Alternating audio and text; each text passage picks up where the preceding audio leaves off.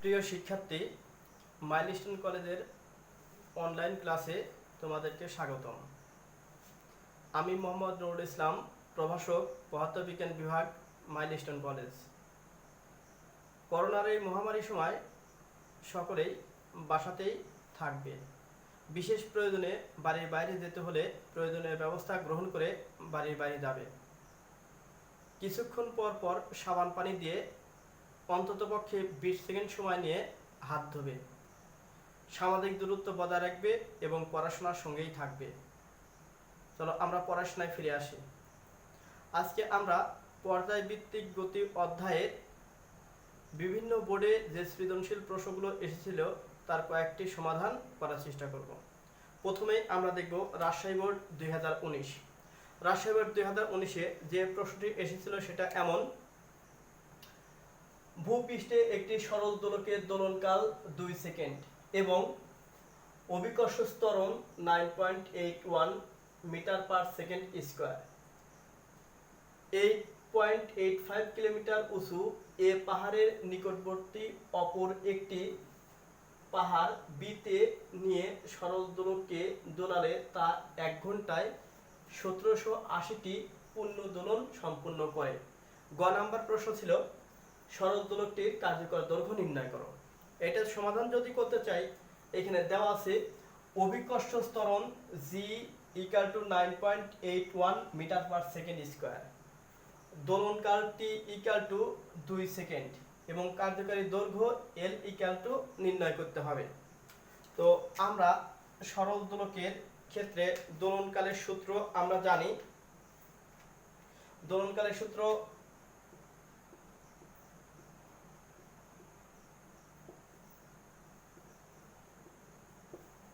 আমরা জানি t = 2 পাই √L/g। এখন যদি আমরা কার্যকারী দৈর্ঘ্য নির্ণয় করতে চাই, এখানে উভয় পাশে বর্গ করি। t² = 4 পাইর উপর স্কয়ার গুণন L/g। এইখানে আমরা L = লিখতে পারি gt² ডিভাইডেড বাই 4 পাইর উপর স্কয়ার। কারণ g ভাগ আছে, এই পাশে গুণ করলে গুণ আসবে এবং 4 পাই দ্বারা ভাগ হবে। এইখানে যদি এখন মান বসাই, g এর মান দেওয়া আছে আমাদের 9.81, t এর মান দেওয়া আছে 2 সেকেন্ড এরপর হোল স্কয়ার এবং আমাদের 4 পাইয়ের মান আমাদের মুখস্থ 3.1416 তার উপর হোল স্কয়ার। এখন ক্যালকুলেশন করলে আসবে 0.993 মিটার। এটা আমাদের প্রথম কোশ্চেনের অ্যান্সার।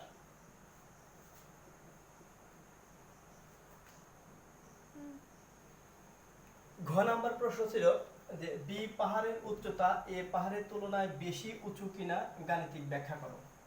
তো এখানে আমাদের পাহাড়ের পাদদেশে দোলনকাল t = 2 সেকেন্ড এখানে আমাদের দেওয়া আছে। পাহাড়ের চূড়ায় দোলনকাল যদি সরল দোলককে নিয়ে যায়, সেখানে 1 ঘন্টায় 1780টি পূর্ণ দোলন দেয়। তাই আমরা দোলনকালের সূত্র কি জানি, যে একটি পূর্ণ দোলন সম্পূর্ণ হতে যে সময় লাগে তাকে তার দোলনকাল বলে। একটি পূর্ণ দোলন সম্পূর্ণ হতে যে সময় লাগে তাকে তার দোলনকাল বলে। তাহলে এতটি পূর্ণ দোলন করতে 1 ঘন্টা লাগে। 1 ঘন্টা সমান 3600, তার মানে 3600-কে আমরা 1780 দিয়ে ভাগ করলে দোলনকাল পাবো। দোলনকাল t' = 2.02247 সেকেন্ড এত আসবে। এবং পৃথিবীর ব্যাসার্ধ এই অধ্যায়ের জন্য আমাদের মুখস্থ থাকতে হবে 6.4 × 10⁶ মিটার। বি পাহাড়ের উচ্চতা আমাকে নির্ণয় করতে হবে। আমরা জানি পাহাড়ের উচ্চতা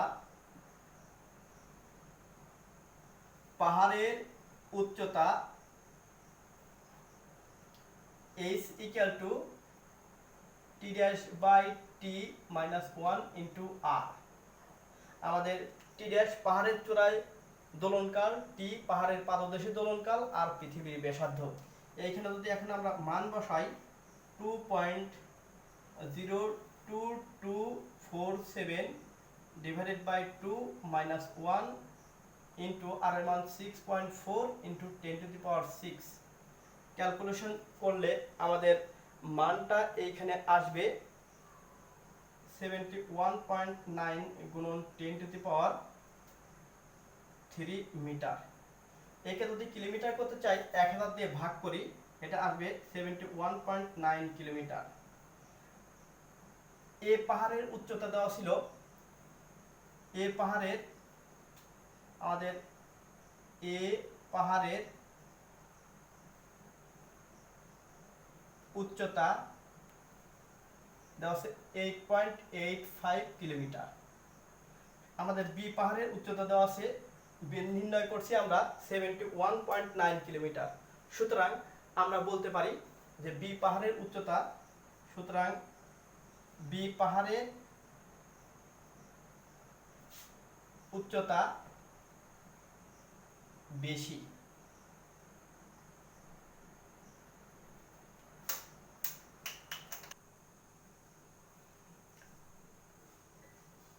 চট্টগ্রাম বোর্ড 2019-এ সৃজনশীল প্রশ্নটি এসেছিল, সেটা এমন: কোন স্থানে একটি সরল দোলকের দোলনকাল 1.8 সেকেন্ড, উক্ত স্থানে অভিকর্ষ ত্বরণ 9.8 মিটার পার সেকেন্ড স্কয়ার এবং পৃথিবীর ব্যাসার্ধ 6400 কিলোমিটার। এরপর দোলকটিকে 712 কিলোমিটার উচ্চতা বিশিষ্ট একটি পাহাড়ের চূড়ায় নেওয়া হলো। গ নম্বর প্রশ্ন আছে, উদ্দীপকের দোলকটির কার্যকারী দৈর্ঘ্য 40% বৃদ্ধি করলে দোলনকাল কত হবে নির্ণয় করো। তো এখানে আমাদের প্রাথমিক দোলনকাল T1 ইকুয়াল টু দেওয়া আছে 1.8 সেকেন্ড। প্রাথমিক কার্যকারী দৈর্ঘ্য দেওয়া নাই, ধরি L1 ইকুয়াল টু L। চূড়ান্ত কার্যকারী দৈর্ঘ্য L2 ইকুয়াল টু হবে L প্লাস L এর 40%। আগে তো আমার L ছিলই, আমরা 40% আরো বৃদ্ধি করছি। যদি 40% বৃদ্ধি করি, L প্লাস আমরা L এর 40% বৃদ্ধি করব, তাহলে বৃদ্ধি করলে টোটাল হবে L প্লাস L এর 40%। L প্লাস L এর সাধারণ ভগ্নাংশ করলে 100 দিয়ে ভাগ করতে হবে। L প্লাস ভাগ করলে 0.40 L। এবার L কমন নিলে হবে 1 প্লাস 0.40, ক্যালকুলেশন করলে হবে 1.40 L। চূড়ান্ত দোলনকাল L2 নির্ণয় করব। আমরা সূত্র জানি, আমরা জানি T2 by T1 equal to root over L2 by L1 equal to T2 equal to লিখতে পারবো T1 গুণন root over L2 by L1। এইখানে যদি আমরা মানগুলো বসাই, আমার T1 এর মান আছে 1.8 গুণন root over L2 এর মান 1.4 L, এইখানে L1 এর মান L। আমার উভয় উপরে নিচে L L কাটা যাবে, এটা ক্যালকুলেশন করলে হবে 2.13 এত সেকেন্ড। এটা হবে আমাদের গ এর অ্যানসার।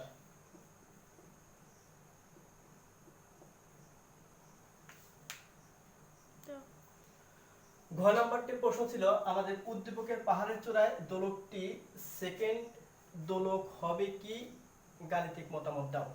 এটা করতে চাইলে আমাদের দেওয়া আছে এখানে পাহাড়ের উচ্চতা h ইকুয়াল টু 712 কিলোমিটার। একে কিলোমিটারকে মিটার করতে হলে আমরা জানি 1000 দ্বারা গুণ করতে হয়।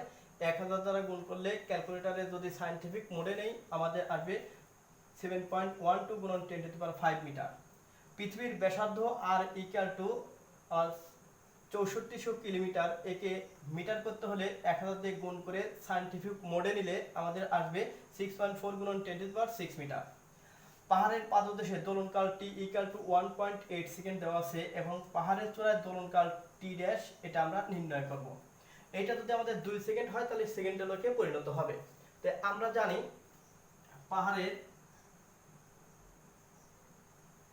পাহাড়ের উচ্চতা, এই উচ্চতার সূত্র জানি h equal to T dash by T minus 1 into R। এইখানে যদি আমরা T ড্যাশ নির্ণয় করতে চাই R দ্বারা ভাগ করি, h বাই R ইকুয়াল টু আসবে T dash by T minus 1। এখন 1 কে যদি এই পাশে লিখি আমরা h বাই R plus 1 equal to T dash by T।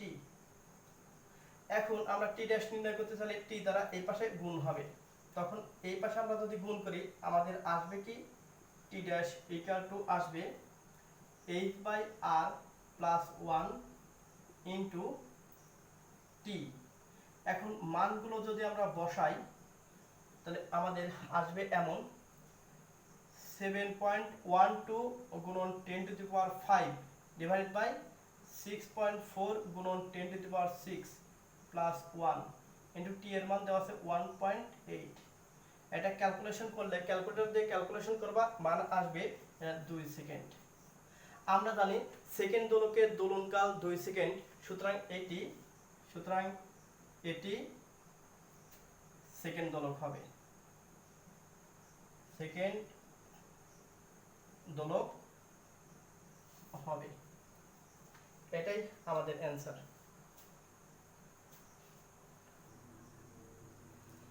এবার ঢাকা বোর্ড 2019 এই প্রশ্নটি এমন: রতন কলেজের গ্রীষ্মের ছুটি কাটাতে দাদার বাড়িতে বেড়াতে গিয়ে ধাতব পেন্ডুলাম যুক্ত একটি দেওয়াল ঘড়ি দেখতে পেল, যার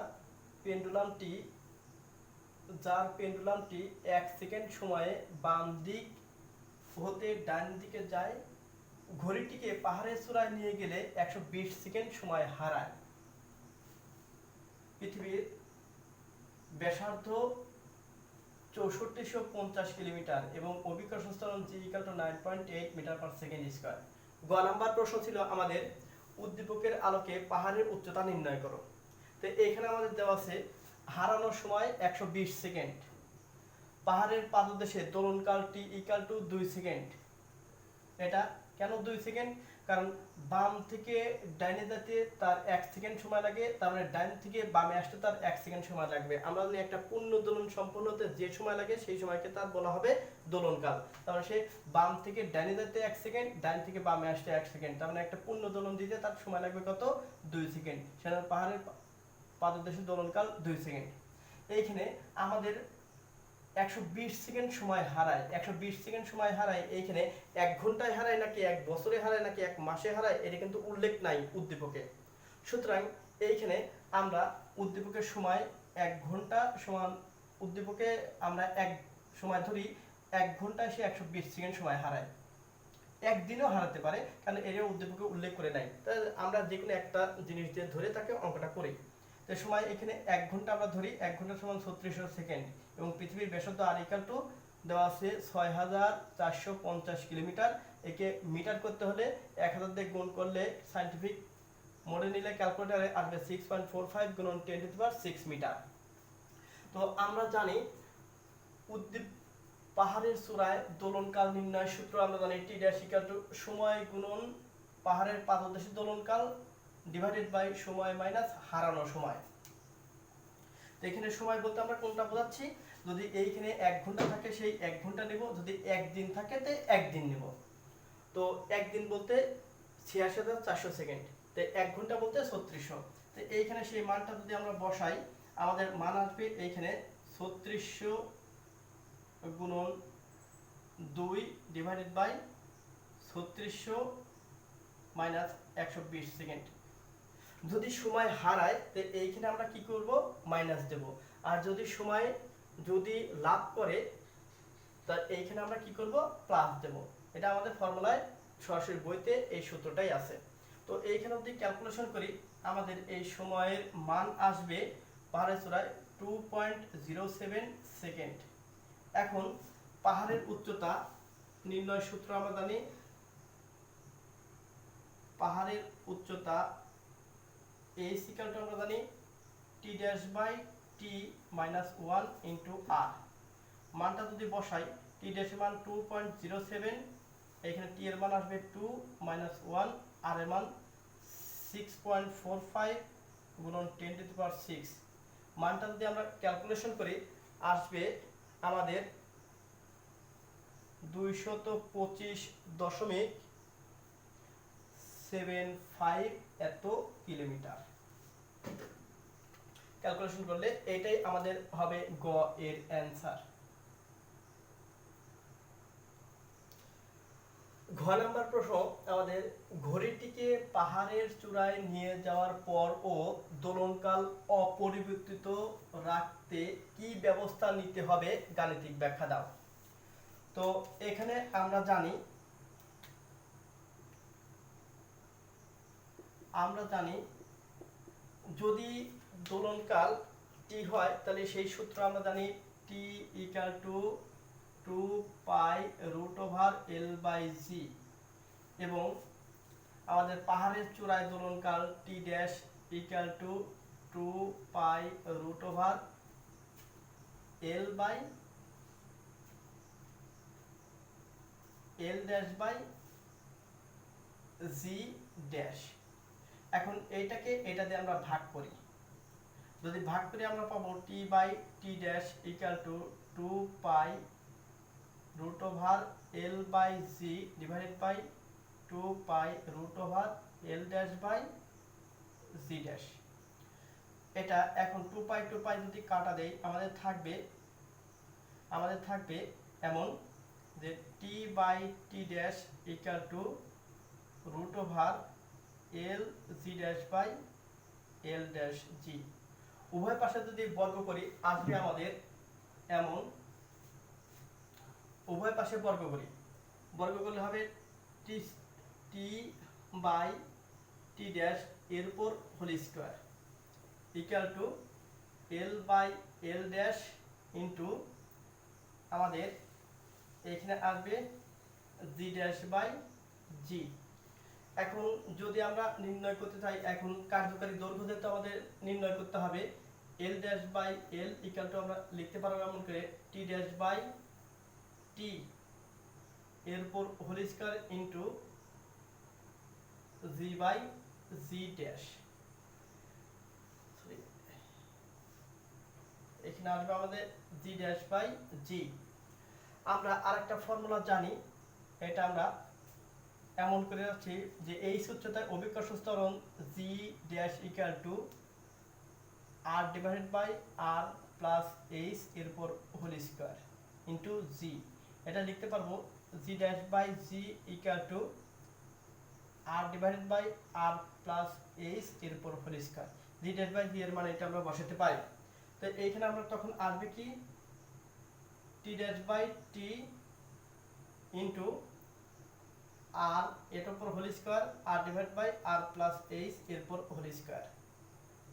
তো এখন এইখানেতে আমরা মান বসাই, আমাদের মানগুলো আসবে কি এখানে t ড্যাশের মান আমরা গ থেকে নির্ণয় করছি 2.07, t এর মান ছিল 2 এর উপর হোল স্কয়ার ইনটু r এর মান ছিল 6.45 গুণন 10⁶। এইখানে r এর মান 6.45 ইনটু 10⁻⁶ আমাদের আসবে 6 প্লাস h এর মান ছিল গ থেকে আমরা পাহাড়ের উচ্চতা নির্ণয় করছি 2.26 ইনটু 10⁵ এর উপর আমাদের হোল স্কয়ার আসবে। এটা ক্যালকুলেশন করলে হবে 0. আমাদের মানটা আসে, এটা আমাদের মানটা আসবে 0.9999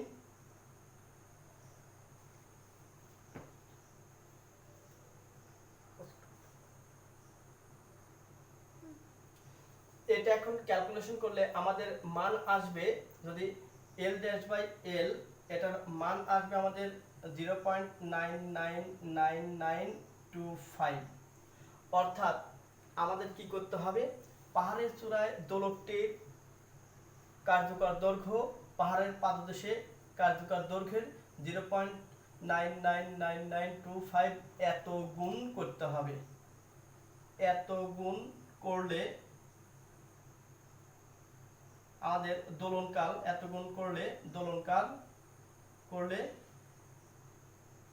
দোলনকাল অপরিবর্তিত থাকবে,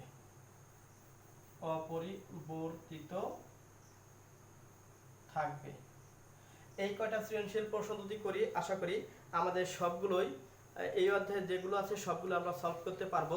বাদ বাকিগুলো তোমাদের হোমওয়ার্ক থাকবে, সেগুলো সলভ করে বিষয় শিক্ষকের কাছে পাঠাবে।